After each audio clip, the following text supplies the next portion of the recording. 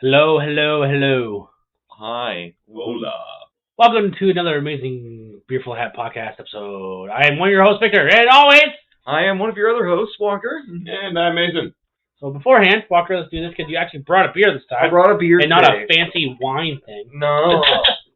Just a classic Molson because it was on sale at LCBO. Huzzah, for like $3 off.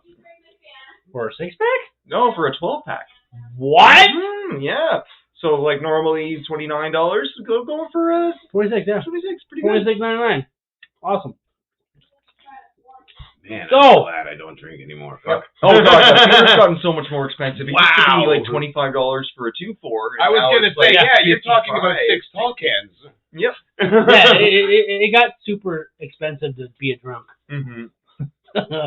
That's why weed is the more affordable option these days. So, hey, you can get yourself 7 grams in the last 2 Yeah. months. That's jokes. I actually see a post on Facebook a couple days ago saying that, like, surveys are saying kids nowadays are drinking far less alcohol than they ever have in the world. And then it's that fucking meme with the black dude looking down his glasses and he's like, you know why, right? And, like, it You honestly can't even knock it, though, because drinking has gotten so expensive, and it makes you It is. feel much worse, right? Oh, yeah. But the thing is, like, if you think about smoking weed, there's only two options you have. You have the mentality of, oh, I want to go out and do something. Mhm. Or you have the mentality, oh, fuck, I just want to open the fridge, make something, and go sit down. Become the biggest couch potato. Exactly. So, in other words, besides that, before we got into the whole walking thing... Did you catch all of that? No, I did not. Okay. I did not catch all. I wasn't going to fucking record that. Now I'm recording. That was a whirlwind of kids leaving the house Yes, there. we had a tornado of two kids trying to decide what kind of fucking park they want to go to. But in other news, yes, before we started the podcast, I told the guys to shut the fuck up because there's a new meme going around Facebook and Instagram and Twitter. Oh, yes. It has to do with the latest wrestling installation. Yes, the latest news on the wrestling circuit with CM Hogan. If you don't know what that is, it's CM Punk because after 3 years off, which 3 months. 3 months. 3 He's months. been off since fucking main evented WrestleMania and lost the title to Roman and just fucked off for the past 3 months. But You know. I'm gonna get into that because before I get into the whole situation, so Monday Night Raw just passed, and I stayed up until 10:30, 11 o'clock watching it because I really wanted to see what the outcome would have been for Cody Rhodes versus Sami Zayn. No, okay, Cody Rhodes got his fucking face pushed in by a fucking door. And at that point, I was all set for Gunther to take the I title off thought of Sami. Gunther was gonna I be thought up Gunther was going to be like, Cody's injured. I'm taking his spot now. there. So what happens? You go through your matches, was okay. Fucking Sammy comes, Adam Pearce. Oh yeah, just so you know, you have a mystery wrestler opponent. Sammy was like, "Don't I get it? No, this time you don't. No, you're going out and going." Doesn't matter. Get ready. So he's ready. He's out there, and all you can hear is the crowd go like it goes silent and just CM Punk. Should say they were in Chicago, so not knowing that I don't know how I missed it the entire episode of Raw up until Cole right before the match was like, we're here in Chicago, ready for the main event. I was like, oh fuck, why did I even think it was gonna be Gunther? That's what I thought. I'm on the couch. Both kids are in bed. I'm sitting there. My wife looks at me like I'm like, it's CM Punk. It's CM Punk. It's CM Punk. And of fucking course, CM Punk does his normal shit. Walk in the same entrance. He got his ass kicked by fucking Drew McIntyre. But comes in, does his wrestling match for 20 minutes. It wasn't even that good of a match either. Like I thought there was so many close calls with Sammy and even Punk in the middle of the match. But I honestly thought for a minute Sammy was gonna get it. And when Sammy hit fucking CM Punk with the go to sleep, I was like, oh, what the fuck just happened? And then all of a sudden CM Punk hits him with a fucking haluva kick. And the way he hit the go to sleep and Sammy just locked up and fell down like a fucking tree. And then there's the 1, 2, 3 new undisputed championship. 3 months CM away, Punk shows up as a mystery opponent and squashes Sammy. Just like 9 days into his title Yeah. reign. But honestly, I guess 9, 10, 11, 12, 13 days into his title reign. 13. But honestly, it's like the Money in the Bank. Well, CM Punk got fucked 2 minutes after he won. Right? So. yeah, I guess. But on the same hand, like, I didn't want Sammy to get the fucking title in the first place. Well, no, and it was, you could tell it was just something. I'm going to say it was probably on the Saudis' behalf, where they're like, hey, give it to Sammy. Sammy, we want to see Sammy win the title. And then they get back to Raw, and they're like, okay, Sammy, you're going to fucking lose the title now. You had it. You had your little 13 days of sunshine. Well, because Sammy, he's a good wrestler, but as a character... Could he hold the title he against the main roster right now? No, he could not. And because he's one of the wokest fucking wrestlers on the planet. Not even that. Like, Sami Zayn, as you were saying, as a character, as a wrestler, he is a fucking great wrestler. Fucking amazing. Top tier in the tag team division. He's fucking amazing. I hate to use the term, but mid-carder, fucking intercon, US title, shit like that. But he's not a main event world title guy. You can't put him in matches with Gunther, Drew McIntyre, CM Punk week after week after week. Can't. Leading into WrestleMania with Cody and Roman as well? Yeah. No. Especially with the SummerSlam coming up. So the whole thing last night, because I finished it today, that it's Cody Rhodes versus CM Punk at SummerSlam. So what I really hope is that CM Punk still remains the title after Cody, because everybody's saying Cody's reign is so stale that it's not even funny anymore. Cody's reigns have never really had anything to them. He's always been that, like, the preppy kid who wins the fucking first place ribbon. That's all Cody has ever been. I saw a video and showmanship. No. He He right? can be in the main event spot. He is a guy that can wrestle Drew, Roman, Seth week after week, but he doesn't. I don't know. He doesn't hold the title well. No, I don't think so. The only reason why he's able to hold that title is because he's been in the business for so long. My father, Dusty Rhodes. He's the one of the famous guys to build the company up by the bricks to make wrestling what it is. Yeah. That's the same reason why Natalya has a lifetime contract with WWE. Yeah. She'll never have to re-sign again. Nope. She never has to worry about anything because she's a heart. Yeah, a heart foundation. They're just like, you are literally the last one. We're going to make sure your name stays. Yeah. Because the heart... At a certain point, they will recognize the loyalty of these people. Sometimes. But then you look at what they did this in the past month. Look who they've let go. They let Sheamus walk. Oh. And I was saying a couple weeks ago, that talent that they asked to fucking take the 50% pay cut, it was Sheamus. Yeah. He came out and said, they asked me for a pay cut 2 weeks ago and to restructure my contract. And I was like, go fuck yourselves. And I was just talking to my buddy Chase, and they're doing all this shit because they want to cut corners. But the thing is that if you want to cut corners, take the fucking things off the ring. Take all that shit off. Make the promotions out of the ring. Nothing promoted. Sponsorships, take them out of the actual match. That's funny. I was watching SmackDown last night, and I was thinking about it. I was like, Vince, if he ever turns on the shows, he's got to sit there fucking fuming every time he sees just the ring skirt alone. Ads everywhere. I noticed there was Dodge Ram logos on the turnbuckles last night. Oh my god! What? Yeah, I knew about Prime, about Slim Jim, about all those fucking whatnot, but Dodge Ram on the middle turnbuckle. I was like, wait, what? Every now and then you'll see sponsorships like Prime on the turnbuckle. Well, no, those are tied to wrestlers though. I understand that. Yeah. The Dodge Ram logo was just completely out of left field. I did not expect to see that. Yeah, it's because they're getting so greedy now. It's not even fucking funny. And TKO has literally said they don't want to pay out aging wrestlers. So all of these old timers who are not named Roman, Cody, Seth, and CM Punk are going to be coming up on their releases soon. Yep. Oh wow. So and the thing is, I saw a video and it was Cody Rhodes talking to CM Punk, and CM Punk legit turned to Cody Rhodes and says, well, for one, I've been doing this business all my life. And I didn't have my dad to do anything because my dad was a blue-collar electrician. Mm-hmm. You know what, Cody? I'm more of American Dream than you are. Legit, I think it was a couple years ago he said that. But it's ringing true as much as it was then as it is today. Yeah. Well, because CM Punk worked his way up. Mm-hmm. Seriously worked his way up.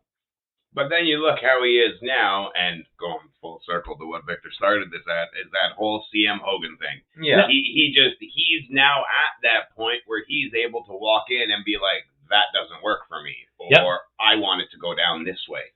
Yeah. He's got the influence, you right? You can tell that he's got that. He'll tell you flat out, no, I'm doing what they tell me. I'm just a working man. No. No, man, you are definitely calling your shots. No. The only reason why I know that he will not turn around, oh yeah, I'm just getting told what to do, is because CM Punk is the one person that legit does fucking the voice of the voiceless with the fucking, I don't do what anybody tells me. I go my own way. No, nobody else was asking for that. Yeah. Nobody. Yeah. and he like that's the thing. Like he can just go in there. It's like, no, I can lose this like next week and I wouldn't even give shit. But the one thing I will say is that when he deserved that time off. Oh yeah. When he became the world heavyweight champion, he was on SmackDown, Raw every week. Like he was wrestling for the title. This may be the old man in me, but I don't fucking like that. When Cody and CM Punk for the past couple months have been going back and forth.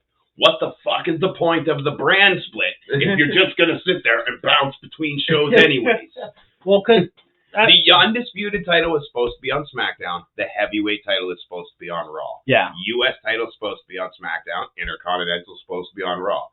Every once in a while, everybody just fucks off and goes to the other show. Yep. That's the thing, because they're running out of ideas what to do. And they refuse to bring back the draft that they so-called they were going to do it this year, but then they're like, no, we'll just not do that. And because they free agents instead. Yeah. Like, what? Because they did the draft in...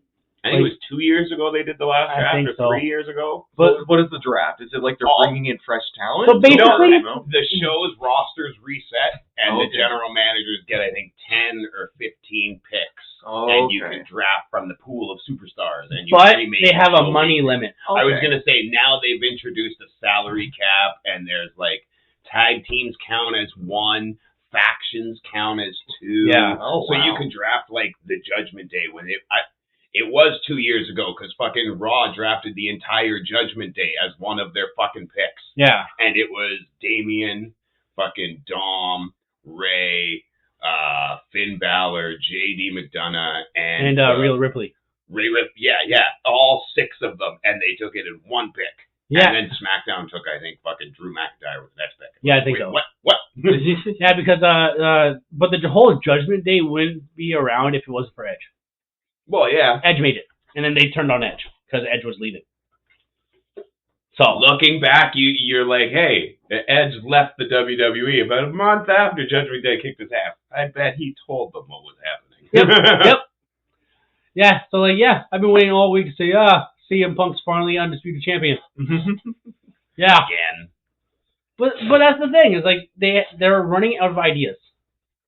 But they have fucking Oba. They have Braun. They don't want to do anything because Brock Lesnar. Who fucking gives a shit? Apparently he's come out. I haven't seen the interview, but I was reading earlier today or last night that Brock said SummerSlam is the end. I call bullshit. Right?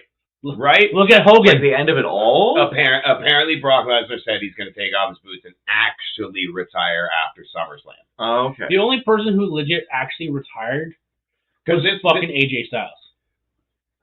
And like we were talking, I think the only reason he actually retired is because of what WWE did the second he said that. Yeah. Bastards.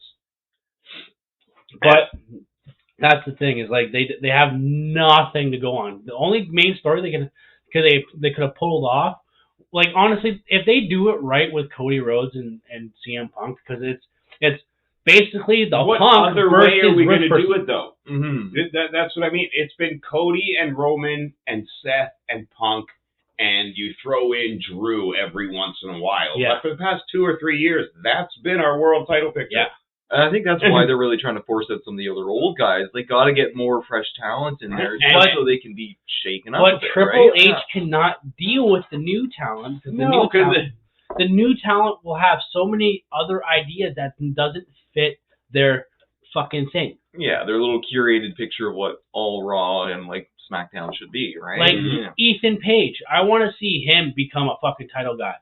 He definitely could. He could hold it because he holds the North American Championship and NXT, and told them I want it wrapped in a Canadian flag, and they fucking did it. No, there you go.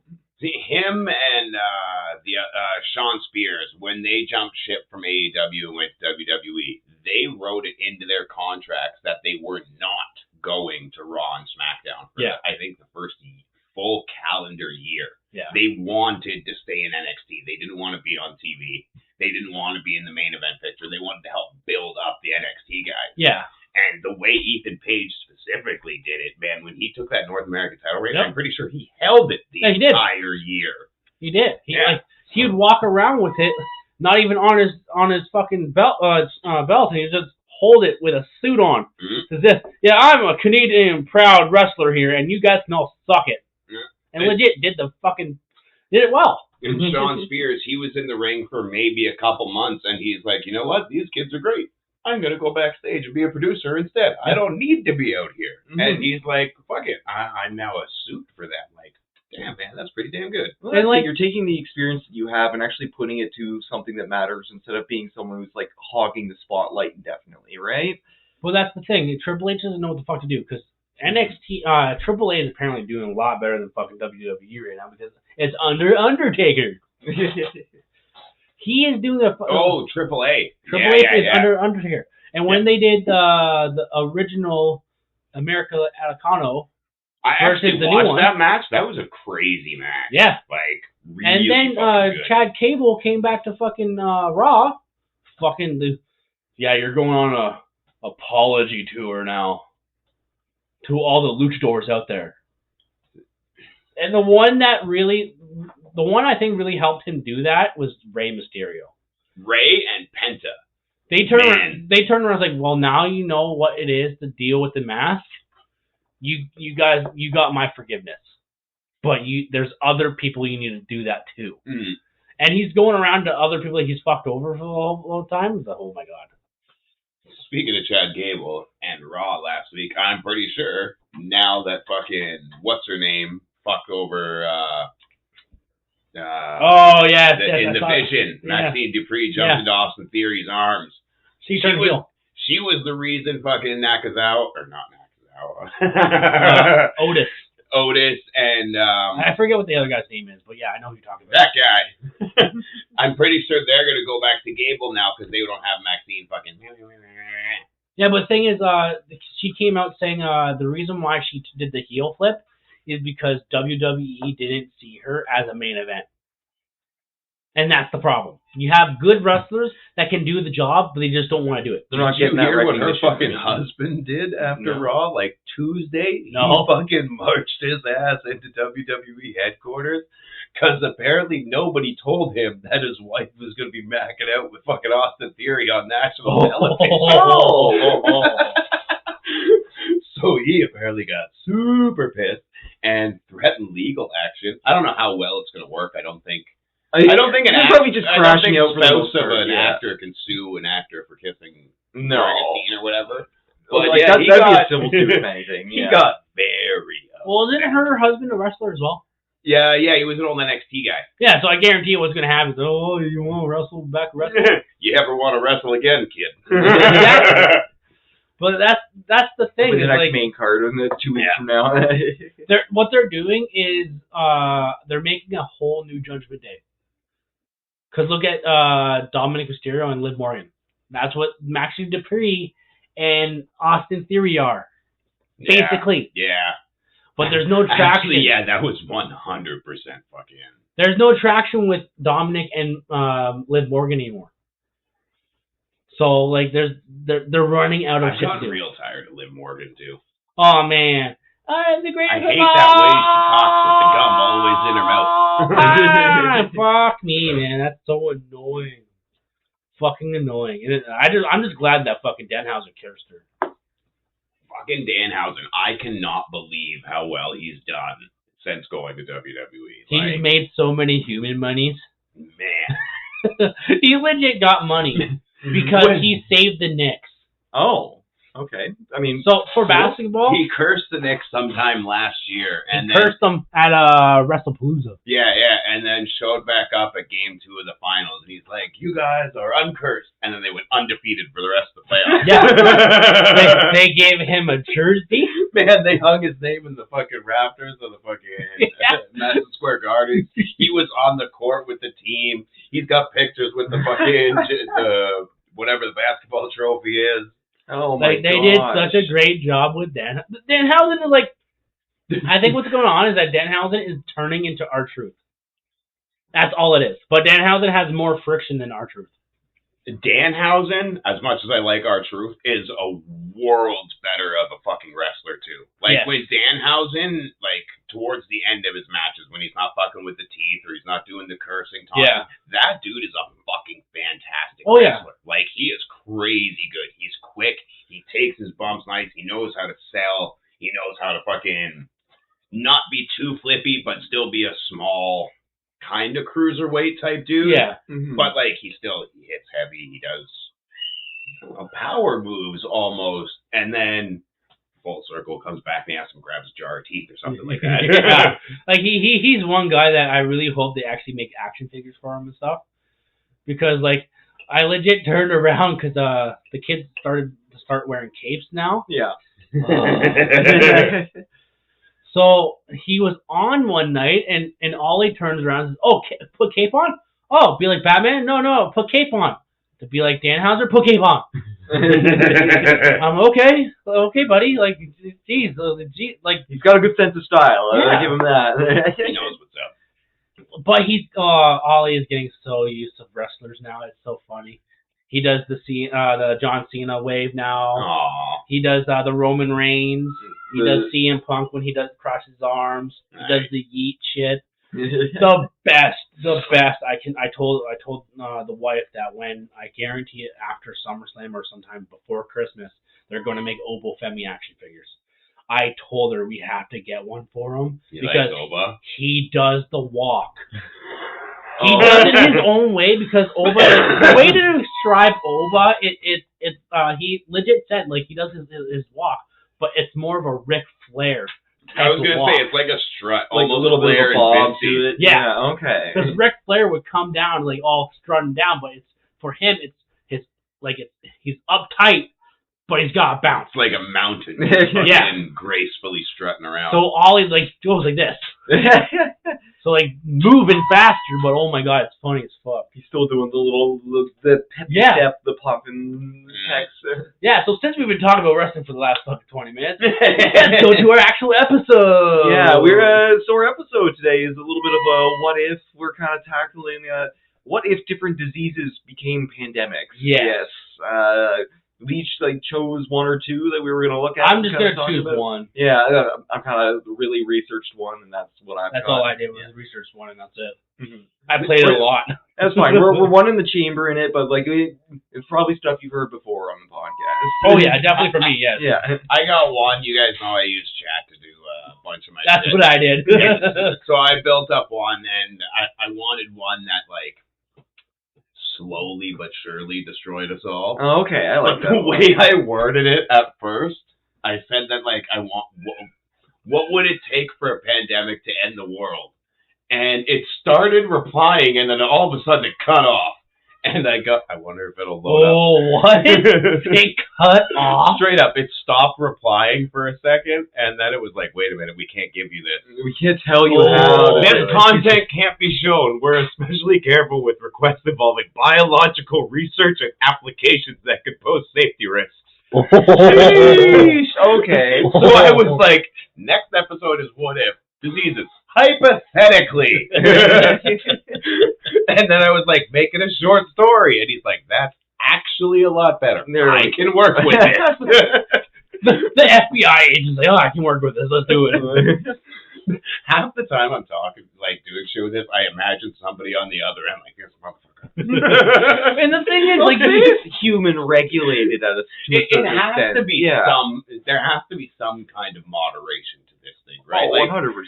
At least one dude just being like, okay, that's right. Like, I want, because before we go into the episode, the one thing I want to point out is that apparently someone put in ChatGPT for photos. Mhm. So, send me a picture of a burning flag of, like, Canada, or the U.S., or Mexico, or Italy. Like, so they'll bring it up. Mhm. Bring me up a burning flag of Israel. Yep. And does not do it. Nope. Mhm. It refuses to do it. No, it'll fucking buried somewhere in here. I had one with seen a meme saying like fucking put Christ is king or like I did that great or something like that, and then put Jews are bad. And it's like, hey, you can't say shit like that. And I was like, wait a minute. I can sit here and talk about Nazis, about like the Bolsheviks, all of this crazy shit with chat, but as soon as I develop just a little bit into the Jewish side of things, it's like, hey, you're touching things here. You should be talking about this. That's not how it goes. Hey, the Jews run me, so you're not allowed to. Straight up, I was like, so who runs you one day? And he's like, well, it's a conglomeration of companies. And I was like, who runs those companies as a race? But, yes, we are doing diseases and pandemics. Mm-hmm. And we all apparently have one. Yes, so we that's got one in fine. the chamber, but I think we can stretch it for the next little bit. Yeah. Plus our Grinder Gears segment, because we got to do our Grinder Gears. Yeah, I also got fucking Grinds My Gears segment, because I watched it yesterday, and fuck me, I wanted to flip out. All right. So, okay, I'm ready for this. Who wants to tackle their disease first, though? We'll do Grind Our Gears in the end. Who's going first? I'll be bold. I'll do mine first. So I'm doing a bovine spongiform encephaly, which is essentially a long, very fancy scientific word for mad cow disease. Okay, everybody take a shot. Yeah. So if you aren't familiar with mad cow disease, essentially it's a neurodegenerative disorder where like cows specifically, when they're affected, will start to like shake, they'll start to get lame, like they'll walk in circles. It's kind of like a rabies, but for cows, where like they're generally zombie cows. Zombie cows, yes. One thing I was comparing it to was the rage virus from 28 Days Later. No, was it 28 Days Later? Okay, maybe or the one virus from the movie with Will Smith, The Last Man on Earth. I Am Legend. I Am Legend. Yeah. So where it's like it affects your mind. It makes you act a little more savage. Makes you act more aggressive. It's straight up your your central nervous system tissues, like your nerves and stuff, are breaking down, and because of that, like it makes you more aggressive. It makes you less receptive and less like. Makes you more animal. It makes you more animal or feral, right?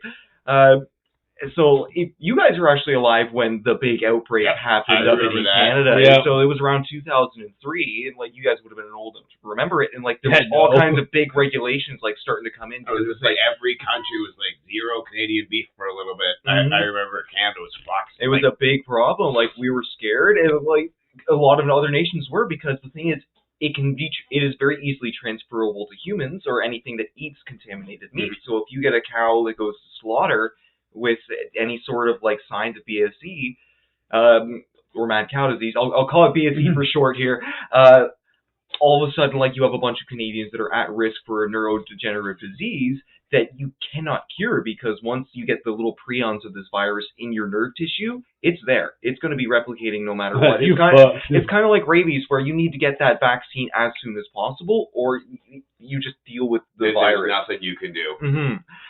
So very scary disease, and it was very real in Canada, because like I think in 2003, like a good 50% of our cow population was affected.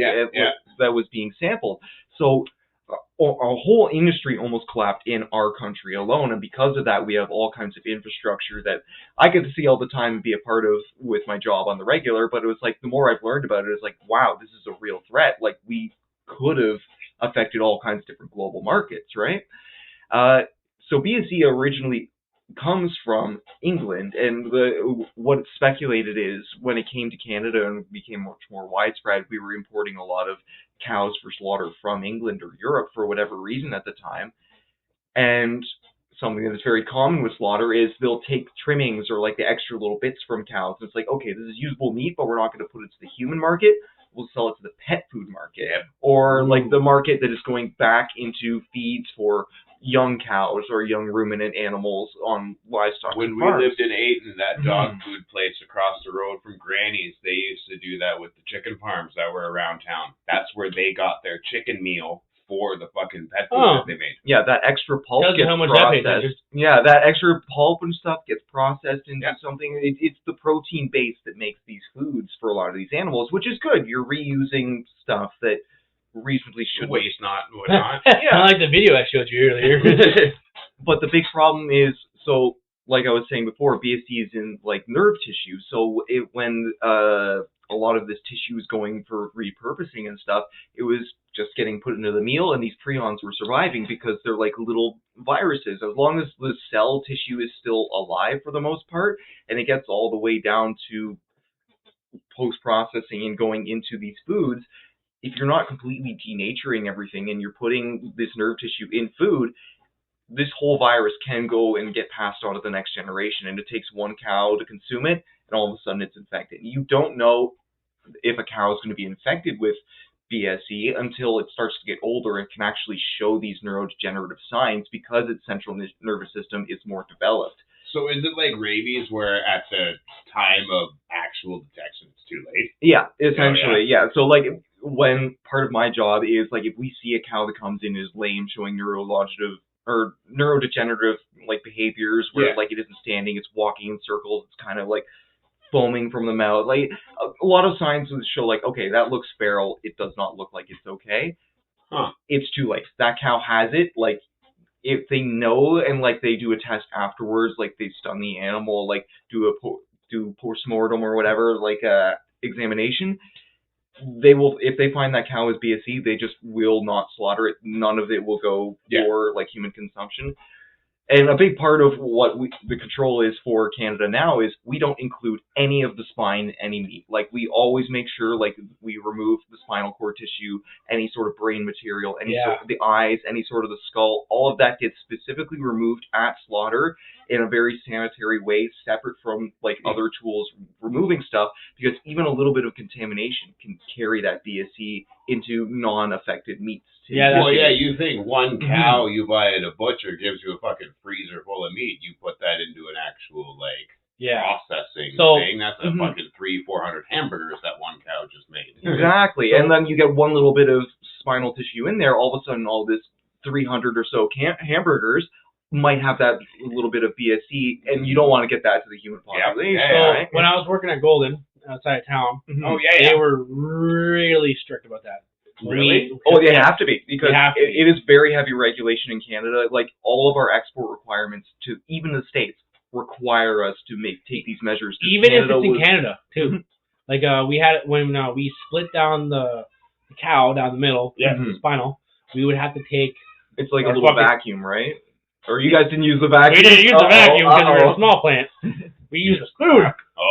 So because like we were able to get in there and pull down because you were able. The spinal cord is one long cord. Yeah, one long cord. Yeah. So, but we would have behind it, separate it, but we had to go back in there to scrape whatever we could out before we like really rinsed it down. Yeah. Oh, true. Like when we cut it, CFIA was there as we did it, and they were expecting us. You have to get all of it out of there, and even in post-fabrication, you can't use any of the actual vertebrae, or like they call it the dorsal root ganglia, so like the little bits that hang off the edges of the spinal cord, like that's still nerve tissue. You still have to debone and cut all that out before you like do post-processing. I remember my supervisor told me I had to cut all that out, so I did. Like it is a big thing. It's a really big thing because Canada, like it almost destroyed our meat market. And that's the thing. We're so glad, like I'm glad looking back on it now, like Canada did so much to like catch it and bring it into control, because if that makes it to the human population, then you are seeing things like rage. You are seeing, you could see things where like mass amounts of people are suddenly. Hello there, I am Victor from the Beer Floor Hat Podcast. Are you having troubles of picking out gifts that you want something to mean something? But I have a thing for you. I partner up with somebody at work, and his website and Instagram page is called It's Right Here. He does vinyl design, wood jewelry, which is pretty cool, and keepsakes. Keepsakes like Christmas stuff, stocking stuffers, birthday things, whatever you think. He's done a few things for me, and they are amazing. You guys need to go check him out. I'll send a description below. But let him know that the Beerful Hat podcast sent you there. So in other words, let him know to stay frosty. Irritable all the time, like cannot be stopped, Yeah. like want to fight. So bath salts. Like if you put an entire population on bath salts, and like even at this point, all of a sudden more of your livestock becomes affected. No meat becomes safe.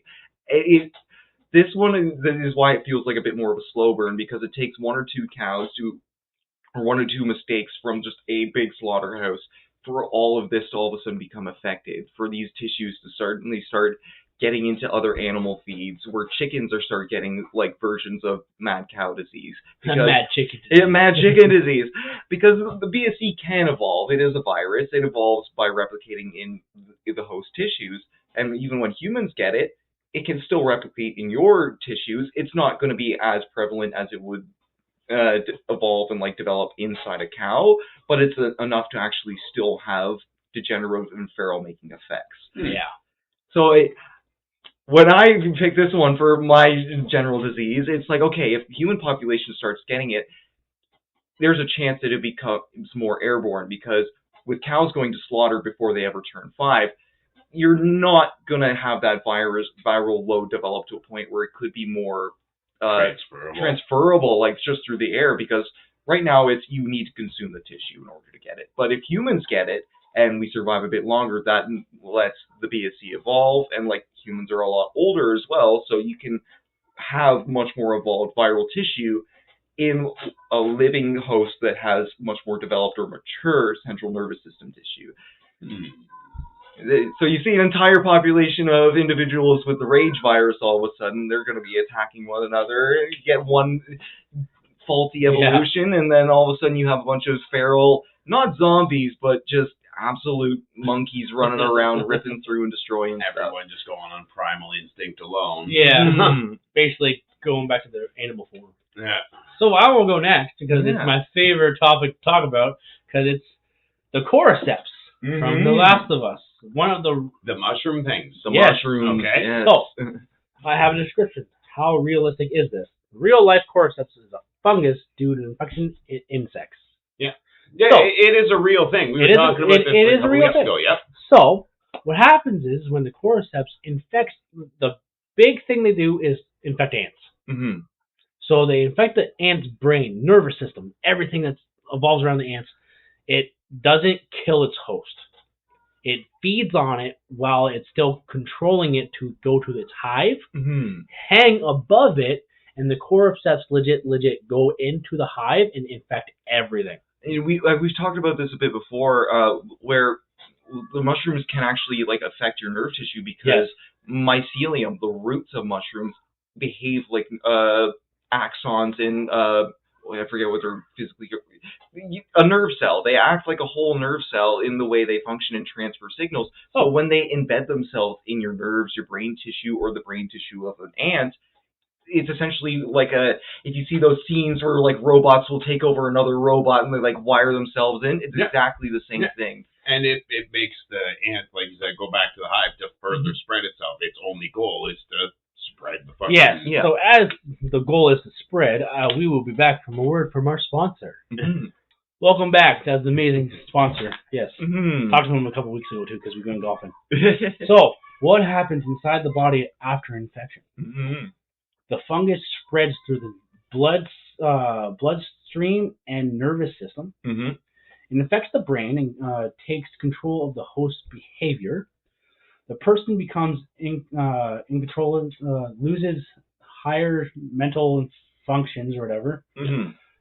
Over months or years, it grows through the skin and skull and creates like fucking weird things. So essentially the flowering parts of mushrooms, right? So in The Last of Us, if you ever seen or played the game or watched the show, which is a fucking fantastic show, there are four infections that you can become. So there's a runner, where you just automatically just become infected. Yeah. There's a stalker, which, oh my god, fucking scary as shit. The one we all know is called the clicker. Mm-hmm. The clicker is like a bat. Yes. They fucking. It's my fucking ringtone. So this is what the clicker sounds like if I can grab it. Where is it? But the clickers are a much more affected version of these cordyceps infected peoples. Yeah. Where the actual fruiting bodies have like burst out of the skin all over the place. Yeah. They're So this spreading is what spores. a clicker sounds like. So, yes, that's what a clicker sounds like, and it's fucking scary as shit, because you have to be silent when you're playing the game. You cannot make any subtle movements, because if you make one crack in the floor, they fucking hear you. Okay, yeah. And the bigger one that we see in the game is called a bloater. Mm-hmm. A bloater, picture the Nemesis from Resident Evil, but with like the mushrooms everywhere with like things they can fucking throw. It's essentially a walking super mushroom tank. Yeah. Yes. They did it differently in the show than they did in the game, because the game it walks around and throws spores at you. They had to translate it a little better to the show. Instead, it was like kind of an invincible Hulk in the show. Yes, in the show, it's a fucking tank. Mm-hmm. It legit, like, it's big, buff, and it rips fucking people in half. Yeah. And it was just stomaching bullets, too. Like, that was the point that it shows up, like, multiple people have ARs, and they're just fully unloading into it. Unloading and just fucking, like, it's basically like a Superman getting hit by a million bullets. That's it. Fair. So, the reason why I picked this is because not one of my favorite games I like to play and made me cry, or one of my favorite shows that I've watched a billion times. It's the most realistic zombie virus that could actually happen. Because I've played this clip in a lot of the episodes, because I my brother and you. Yeah. It's the beginning of the first season of the first episode. The guy who played Jonathan in The Mummy explains. Because he says, we can beat viruses. Viruses humans can beat. Yes, millions of people can die. Yeah. But we can always beat it. Humanity beats it. Yeah. Humanity beats it all in one. But for a fungus, there's no cure. Yeah. Mm-hmm. So. You need to make a fungicide. You need to, like, approach killing it much more differently than you would fighting a virus or a bacterial. So he explains that, like, yes, the cordyceps that we have in real world, does not infect the world. They don't affect human hosts or other but animal hosts. The way they described it is what is happening right now in today's society. Mm-hmm. What happens if the Earth gets warmer? The climate changes. Mm-hmm. Everything gets a little more moist, so it supports more mushroom growth. There's been accounts. See, but isn't that the catch-22 with fungi, specifically fungi, is that the warmer it gets, the less chance it has to survive, regardless how moist it is? It requires a lot more moisture. Like, you're not going to get a lot of mold and fungus growing in, like, areas of Arabia where it's constant desert, constant dry. Like, you might get spores that exist for years and years and years, because a lot of the spores from mushrooms and stuff are, like, designed to handle, like, hot and extreme temperatures and stuff. But you're not going to get actual fruiting bodies or mushroom growth, right? Yeah. So realistically, deserts and, like, Egypt, like, a lot of these areas that are much closer to the center of the equator are going to be better off. But all these different areas of the world, like you're saying, Victor, which are much more populated in much more climatized spots, like we live in Ontario, that are more densely populated anyways. Like if you start seeing Chicago increasing a few degrees, but also getting a lot more humid all the time, that's a huge population center that now has the perfect conditions to grow mold, grow all kinds of different mushrooms and fungi much better. Some scientists are noticing that I legit saw it on Facebook, and Tori legit pointed it out to me, is that there was a fungus, a cordyceps, I think it was cordyceps or an offspring of it that infected spiders. It went to spiders. Yeah. And they had the mushrooms growing out of it, and it was still walking. So in other words, if the world legit got warmer, as the government says...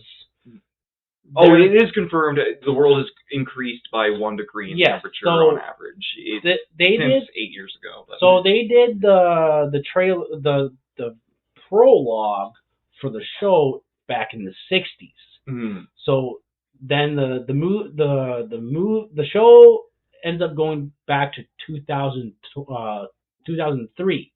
Mhm. So That's when it starts in that's the when it Last of starts. Us universe. But no one really knows how it starts. All they got told was it's a bite from workers in a place that I have no fucking I remember what name it is. Mhm. But it was in a climate that was warm and moist and they can withhold the cordyceps in it. Mm. Because the girl who ends up you seeing in the show says, "Oh, like no, like I need to go home to my family now." He's like, "Why? What's wrong? You need to start bombing cities. There's no cure. I want to go home to my family." Yeah. So this thing is one thing that it's more realistic that we probably won't see in our lifetime, but if it gets so bad that it might possibly happen. I mean, if you're saying it jumped from infecting ants to spiders, like, sure, it seems small scale, but like that's a huge jump. Huge jump between species. Not only that, like ants So- are insects, spiders are arachnids. It's like a whole separate class So, within the one- like a fish infecting a bird. Yeah. So the one thing I will say that before Mason gets to his thing is that the way it spread in the game and the show, it spread through food products. Oh, It okay. spread through bread. So anytime like a spore might be able to get into like Mhm. flour or any sort of like vegetable. So that's when, if you watch the show, Mhm. Joel legit says, "Oh, where's my birthday pancakes? Oh, we didn't have any pancakes, so I made you eggs instead." That's why he survived. That's why he survives. Didn't get any of that Because, contaminated flour. That's wicked foreshadowing. Yes. That's so cool. Yes, Oh yeah, it was pretty awesome the way they handled it. Like the show did the first season so well. yes. The first season is fucking amazing Huh. because they do it so well, and like I just absolutely love the fuck show. Funnily enough, another virus or like big pandemic that would Yes. is much more easily spread through our food system. Yes, and especially if like it's from a country that we get exported from. Yes. Which Yes, Canada gets a lot of exports, so Yes. like it's very easy, very likely for that to happen. and no one can control how fast it can go. No. Mhm. Oh, it's this. How many countries did you go to? It went to all of them. Mhm. We only know from The Last of Us and the show that's only in the States, but it's spread everywhere. Yeah. Oh, because at a certain point, once you have enough fungi or cordyceps like putting out spores, it's gonna Yes. spread a lot nicer.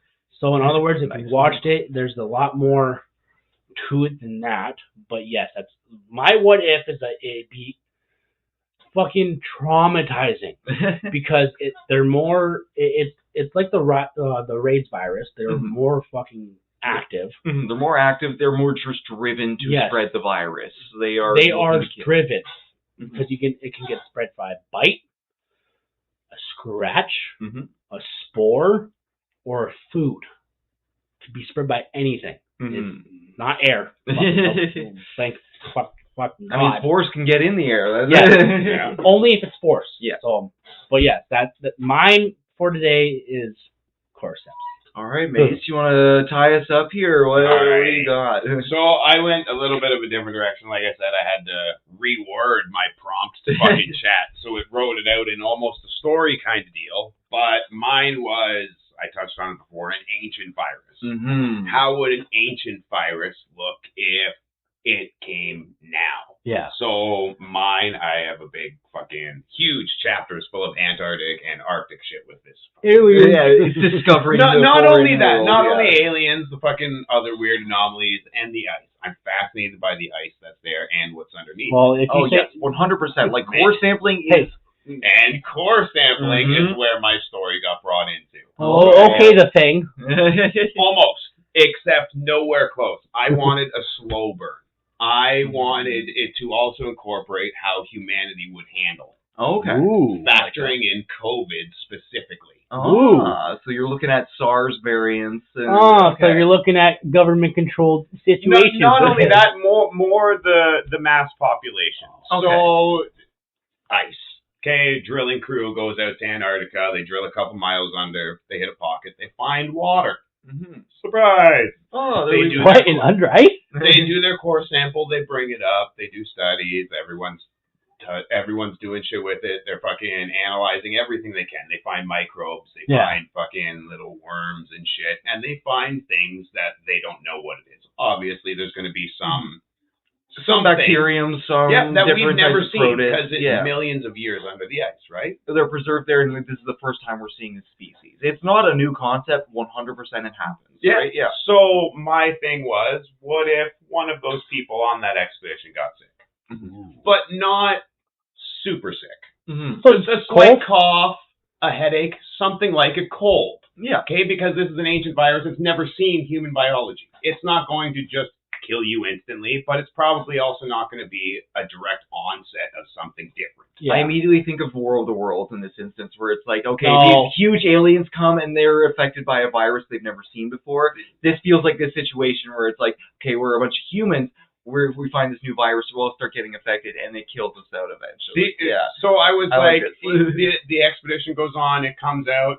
One of the dudes seems a little more tired than normal, a little more lethargic, blames it on jet lag. Yeah. Okay. Gets home, goes about his business. A couple months goes by, starts getting a little numb, stronger, persistent headaches, deeper cough. That patient 0, okay, just dies. Natural causes, nobody knows anything of it yet. That cough is what changes things.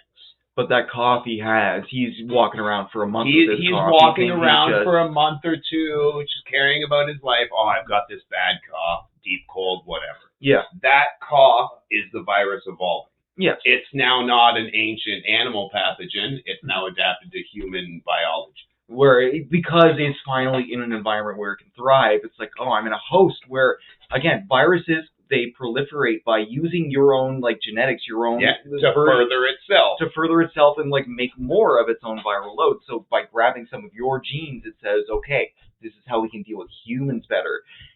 Obviously, as a virus, it's not thinking like that. But I kind of looked at it the same way. The virus, now in a new biological system, was designed to kill 2-ton animals. Yeah. Not 150-pound human beings that are fragile like a piece of glass. Yep. We're effectively like rats in this situation spreading plague. It just affects our system much easier. For that virus to thrive back in the day on 2-3-ton animals and reptiles, it couldn't kill its host instantaneously. Yeah. It wouldn't survive long enough. So it had to slowly kill those, which is that slow, lethargic feeling. I'm kind of sick, kind of not, maybe just need an extra nap. Yeah.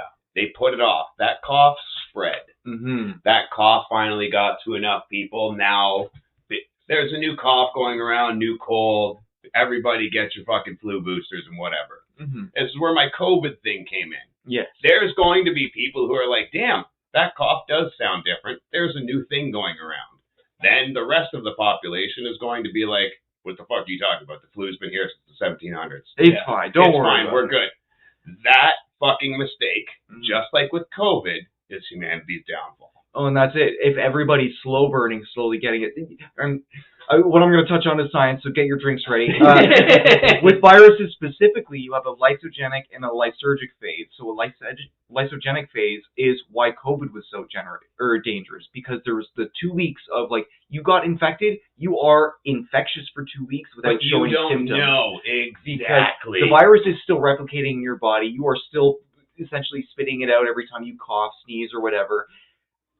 And then only when it gets to the lysergic phase, where it's actually blowing up your cells, and you're starting to actually get symptoms because your body recognizes it's there. It's one of those things where it's too late. You definitely already have it, and you've probably been spreading it for 2 weeks prior. If we get a slow burn ancient virus where it takes a month in that lysogenic phase where you are infectious but not showing, and it's nothing but just a little cough, maybe an extra sneeze, literally like you have just a common cold, which everybody gets. Everybody brushes off. I need an extra nap, 2-3 days, I'll be good. Yeah. And that 2-3 days allows that gestation period to just bloom. And then you cough more and more. And now that, like I said, now fucking the masses have stepped in and said something. Now the government stepped in, hey, maybe take a booster.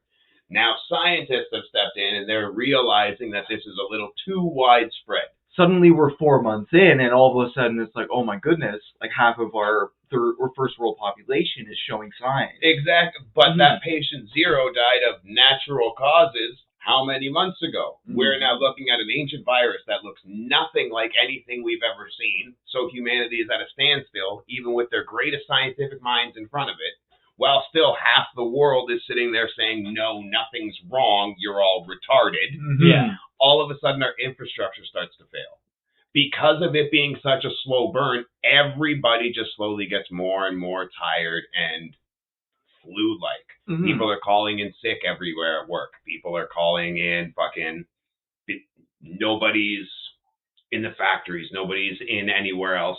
Everybody's slowly just laying in bed. Then we have your essential workers. I think we see a very big exactly right back to the COVID thing. Yeah. We'll have that pandemic essentially where a government finally steps in and they're like, hey, this is a thing. We don't know what it is, which does perfect for the other half of the world who already doesn't believe it. Yeah. And they're like, well, what do you mean you don't know what it is? But you say it's there? Are you kidding me? We're still not taking your shots. That half of the world further spreads everything with zero to little care. Yep.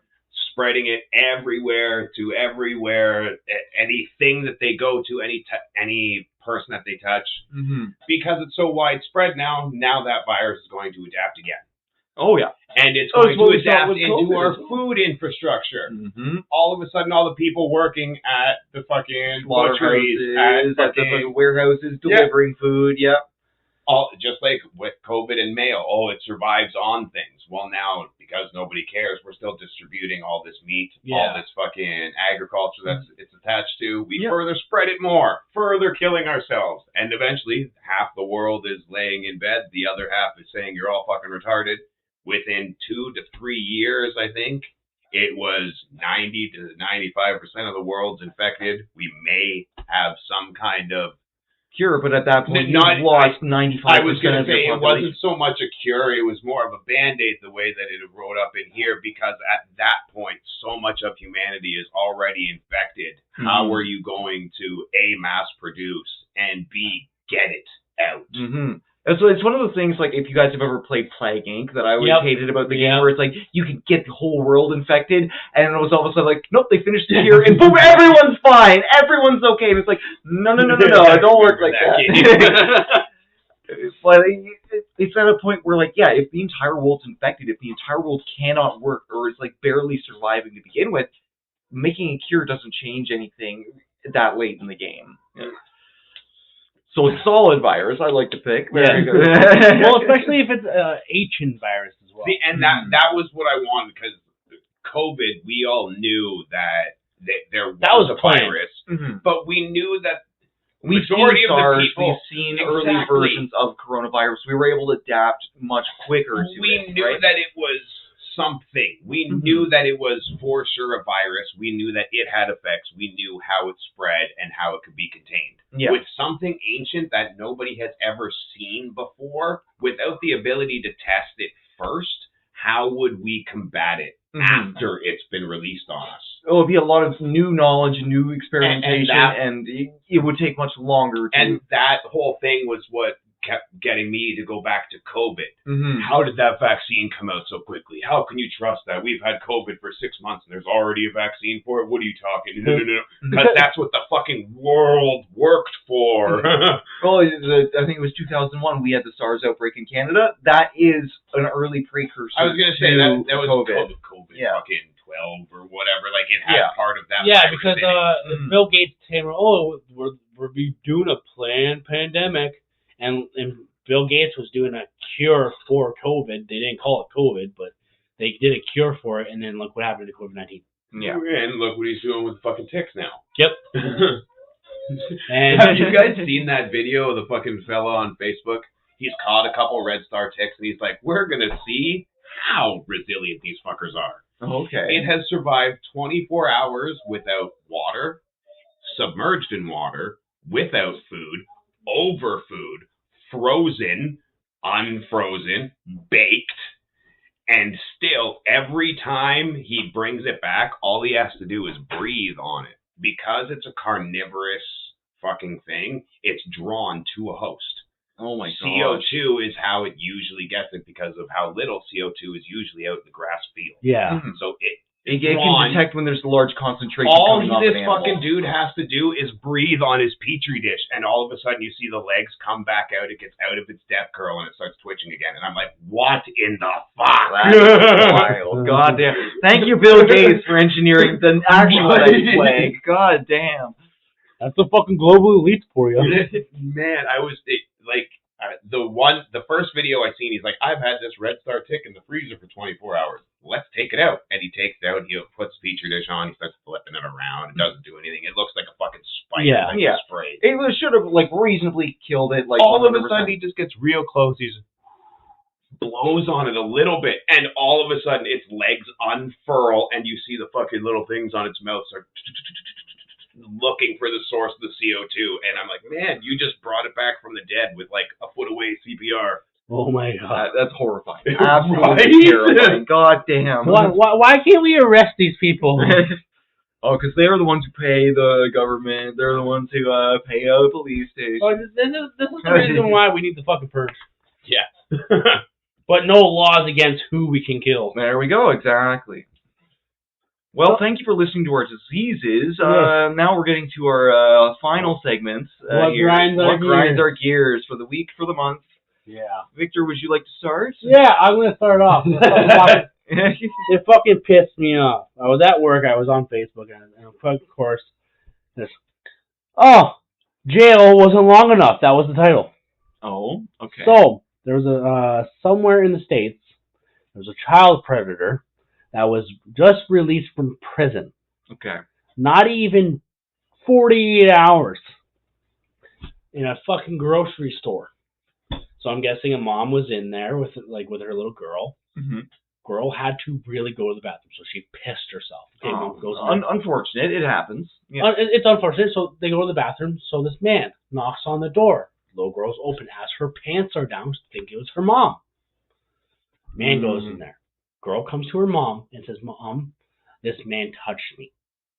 And she's like, "Okay, who touched you?" The man that held the door for us when we came in. Not even out of fucking prison. And right into the bathroom with the fucking child. Yes. Oh, God. So I legit have... Recently, there's been certain videos I would start watching. It's videos that I have to fucking turn it off before I break my phone.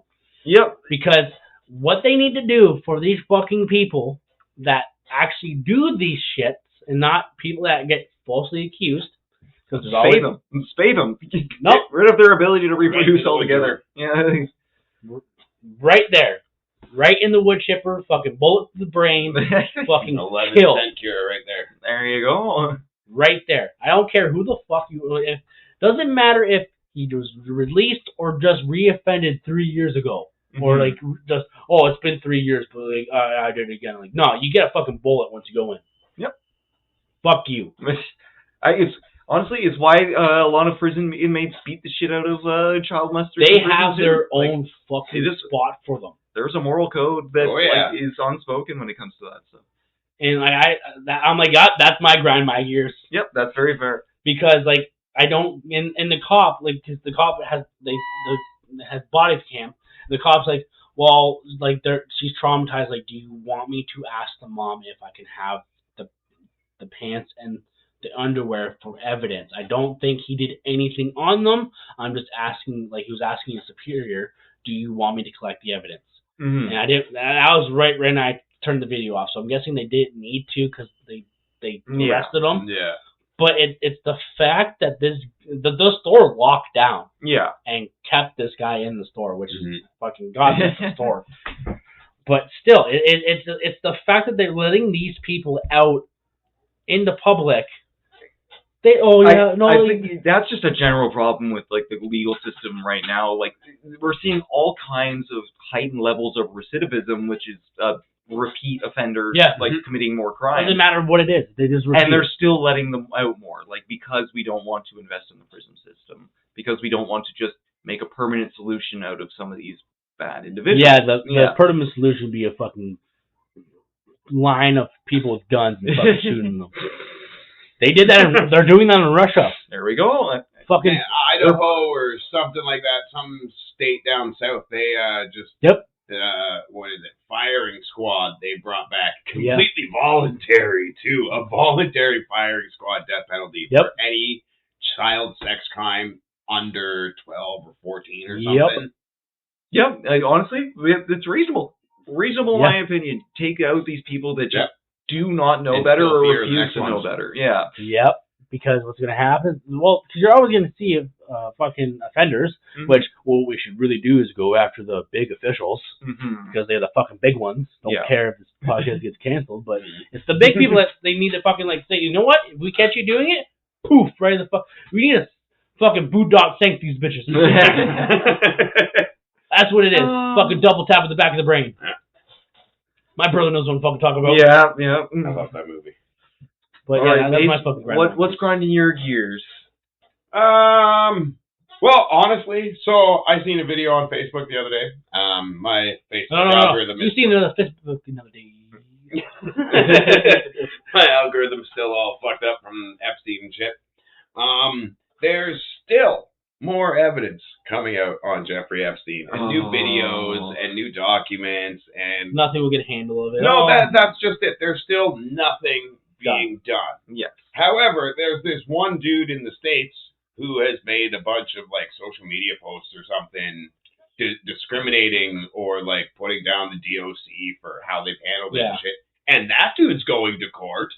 That dude's getting charged for I can't remember how they worded it. No, I don't know how they worded it, but his inciting violence or something bullshit. like that. Yeah. They're going after him. So technically, someone from the Epstein files is getting arrested. But it's a dude trying to bring more attention to it. Yeah. I was seeing a lot of the coincidences here where the DOJ is forcing Trump to release all the unredacted files. Trump denied it, and then he denied it, and then all of a sudden started rebombing Iran again. So like people are making this connection where it's like somehow the Epstein files are playing into Trump's decisions regarding Israel. Because you really think about it, who's ever controlling Trump is part of the Epstein files, and they don't want those fucking shit getting out. But the thing that brought this up for me is one of the videos that I seen. It must have been shortly after the arrest because some YouTuber or whatever went to the island. Yeah. And it was before it was, hey, don't fucking go there. Yeah. He was actually videotaping shit, and there was still shit there. What he found was a box. And inside this box was fucking figurines. And when Buddy fucking took the pictures of it, it was nothing but that. It was Jeffrey Epstein, a bunch of dudes, bunch of chicks in black robes and white robes. Buddy's taking the pictures, whatever. It was the chessboard. In these new unredacted files, this sick motherfucker took victims to a 3D scanning printing place in New York and made 3D scans of himself, his co-conspirators, and his victims, and made a fucking 12-inch fucking chessboard. Yeah. And they're high detail pieces, man. Like, they're disgusting. Like him in fucking robes and like a crown, all Jesus-y and shit like that. And then the white, I guess they're pawns, but they're women in like flowy dresses and shit. And some of them have like their hands on top of their heads, and some of them are like Marilyn posed and shit. And like in these new, I don't know where or how they got released, but they're supposedly new files where those figurines are directly tied to Jeffrey Epstein trying to make this disgusting, disturbing chess set. So, aside from Jeffrey being the two kings, all the back row on both sides are his co-conspirators because all the faces are now blurred out of these figurines. Because they're high detail figurines. Because they're so high fucking detailed, you can tell who they are. And all the girls, which I'm assuming are the front rows, it would make sense if all the girls are the victims. And their faces are not blurred. And their faces are not blurred. And like, but the way the pictures that I see, all the girls' figurines, instead of being face up, are turned to their side. So you can only see like side profiles or back profiles of them. But like, the fact that shit like this is still coming out, how many years later, Ghislaine is still sitting in a cell reading a book right now. As we know of, because there's been videos of her outside of prison. Well, not even that. I just mean, like, she's still breathing. Yeah. And nobody that was in her little black book has come anything of it. Oh, and the entire population is aware. The world is aware. They busted both of those for child sex trafficking, and they proved it beyond a shadow of a doubt. Yep. So if you can prove the trafficking, that means there's a point A and a point B. Why has nothing been done on the point B? Because of who they fucking are. Yeah, that's literally it. Because they are everybody that's in a high-ranking job. Mm-hmm. Like that one. Not even a high-ranking job. Just way too much money. Like that one. It's not money. It's blackmail. Mm-hmm. I can't remember who he was. I think it's an old CIA guy or whatever. But a couple years ago, he's like, if you guys literally knew how bad it was, you wouldn't be able to. You wouldn't be able to stomach it. Mm-hmm. So, well, before Walker, you get there's a video of Chris Henson coming back to Dateline. He got somebody from. Oh, the Israeli. It was Benjamin Netanyahu's fucking right-hand foreign advisor or whatever. And he's sitting there. He's sitting in the garage with sunglasses on, all straight. It's like, so you're telling me you sent pictures of yourself touching yourself, getting off on yourself, to a 13-year-old boy. And he just sits there crying. I am not saying anything until I get my lawyer. He's like, you're Benjamin Netanyahu's fucking right advisor. And I'm not saying anything until I get my lawyer. Like, oh, what the fuck? So when someone says that... Unfortunately, that is just, I am guilty, I am guilty. Right? I am guilty, right? And just so you know, the police department here has you texting dirty things to this 13-year-old boy. That these are the police officers that you were texting. What do you have to say to yourself? I am not saying anything unless I have my attorney. You sent them pictures. You sent them pictures of your penthouse in Israel. I am not saying anything until I get my lawyer. See, and this is one of the things I dislike about our legal system, where it's like, yeah, we're sitting here with proof beyond a doubt that this person's guilty, but because they can sit there and say, I'm not going to say anything without my lawyer, or like they remain silent, they deny everything. Somehow that's more credible than the physical evidence that they're holding. The one thing that pisses me off most about that video is that he legit stated to the cops, I am a fucking Israel agent. Mm-hmm. So you're telling me that since he's part of Israel, he can get away with anything? So, did you not hear about the fucking dude in California or Florida a couple months ago? He got caught with a bio-fucking-hazard lab in his basement. Anthrax, swine flu, a whole bunch of, like, actual fucking crazy, scary diseases. And he was an Israeli nationalist who was involved in, like, embassy or something like that. Mm-hmm. And by the time he got to the holding cell, Israel was already flying out to pick him up. Yep. And they extradited him. And I'm like, dude was just cooking anthrax in fucking legitimate treason. Legitimate terrorist treason. And they're like, fuck, he's tied to the embassy, and they watched him get on a plane and fly back to Israel. And I'm like, because the states are so much in debt with Israel, it's not even fucking funny. There's a small city that was looking through its budgets. Okay, like, because they wanted to see what kind of budget they could do for the roads and, like, schools and shit. Mm-hmm. Why are we sending $4 million to Israel?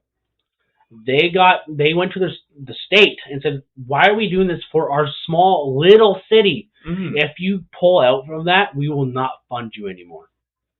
Which is ridiculous, because, like, $4 million on a municipal level, that's big. That's a lot of very big projects that get done. So that's enough of us. Okay, what's yours? I'm going to keep mine nice and short and sweet. The World Cup has been going on. If you've lived under a rock for the past month or so. My grind to my gears is, holy shit, like, you can be into sports, you can be into games, whatever, as much as you want, but if you are a whole country of people and you get so upset that your team loses that you start rioting in the streets. In another country? Start causing mass, like, Mexicans did it when Mexico got kicked out. I believe it wasn't Turkey, but it was Argentina. Argentina, they had the same problem where a lot of Argentinians were like taking to the streets of the foreign countries they were in and just destroying everything. It's like, how can you be doing this as a result of a goddamn soccer game? Like, grow the fuck up. Your team lost. That's how it is. Like, it's supposed to be an event that brings the world together, and like all these teams start getting hyper upset, or all these people get hyper upset when their team gets removed for playing mid. It was a distraction. That's what it was. Oh yeah. The World Cup was a distraction. At the same point, I'd like to point out that USA got kicked, or they got beaten out. Before Canada. But no huge riots from like the general population of the U.S. Canada got kicked out. No huge riots from Canada. It just goes to show you, like, how can these uncivilized countries get kicked out, cause all kinds of havoc, and it's fine. Because sorry to say, they're just fucking retarded. Oh god, that's my grinds my gears. Just nice and simple. Like, it's stupid when fans start taking to the streets and rioting because my team lost. And you think Iran was playing in this year's World Cup and in the States, and they are constantly being bombarded by Israel in the States with actual munitions, with people fucking dying. And they showed up on enemy soil to play a fucking soccer game, and they went home quietly. They were more civilized. It's like, Jesus Christ. Like, the team that actually had a reason to act like that on foreign soil did not. But yet you guys lost the fucking ball game, and you're gonna fucking turn cop cars and shit? Like, what the fuck? Well, remember when Vancouver was in the finals of the Stanley Cup? They lost? Remember Fanshawe like 10, 15 years ago? I don't know if you remembered when they earned their nickname Funshaw, but they had like a week-long riot there. That grinds my gears when people, like, I play a lot of games, but if you're that invested, like, take a break, take a breather. Holy shit, it wasn't even you on the team. Exactly. Right? Like, you guys are fans. You're not even the players. They live for the sport. They live for soccer. They got paid to lose that. You are just doing this on field. That's the thing. No matter what you look at, no matter how fucking, sports are not scripted at all. They fucking are. They're still getting paid. Somebody's pulling some sort of strings. It wasn't like someone. The refs are awful. Bro, this year look at too. That's fucking another the thing. NBA. How many players last year got busted for throwing games? Malik Beasley has been proven to throw, like, by text messages on game days corresponding with game performances. Like, 50 out of 82 games a couple years ago, he threw or would pull back on a rebound to make sure he hit his fucking pay line. Hit his own parlay. Hit his parlay. That's what it's fucking called. Mm-hmm. Yeah. There's one shot of him with 4 seconds left in a game against Cleveland or something like that, and they threw a brick, bounce off. He only needed 3 rebounds or no more than 3.5 rebounds to get his parlay. And it was the parlay for that bet specifically on that day was like 6 figures. Yeah. So 10 G's on one gamble. Yeah. That's pretty decent. Imagine the fucking pressure that was on him. The last throw, he was underneath the basket, and you watch his eyes light up and run the fucking other way. Literally put his head down and ran. I ain't touching that ball. Because John Cena was the host of the sports thing. He's like, it's weird for them to ask me to do this because I'm a wrestler. I get paid to act and wrestle. Mm-hmm. But that's not to say that everybody gets paid to act. And flat out said it in front of natural television. Yep. On John Cena's acting ability, I watched a video today of John Cena specifically. You know those fucking punching things you see at the carnival? Fucking punches? I've seen this video, yeah. Man, he wound up and threw his big Superman punches at this thing. You heard the connection. Bag didn't even move. He's like, I've been fake punching people for 30 years. And he owned it. Oh my God! But he can you say could that now. punch a window and not do anything and look like you're Superman. Yeah. Like, whoa, that was I was just blown away. Like, because before that I had watched this other dude, fucking this guy I watch on Facebook. He makes funny fight videos. But when you're fucking hitting a punching bag, you're not supposed to push through the bag with your punch. You're supposed to bounce the bag off your fucking hand. The next video I saw was John Cena doing the exact fucking opposite of just touching the bag. And I was like, man, he looked like he was swinging for a fucking to punch through the bag, and this dude is like barely touching it, but the bag's flying away. Yeah. The polar opposites, and John Cena's acting, and I'm like, wow. Yep. Well, it just No shows- wonder you're the better wrestler turned actor. Exactly. Well, thank you guys for listening to this wonderful episode. We kind of took you on a bit of a tour It was today. a big one today. Yeah, it's a big one today. Yes, yes. So in other words, what do we like to always say? Stay frosty.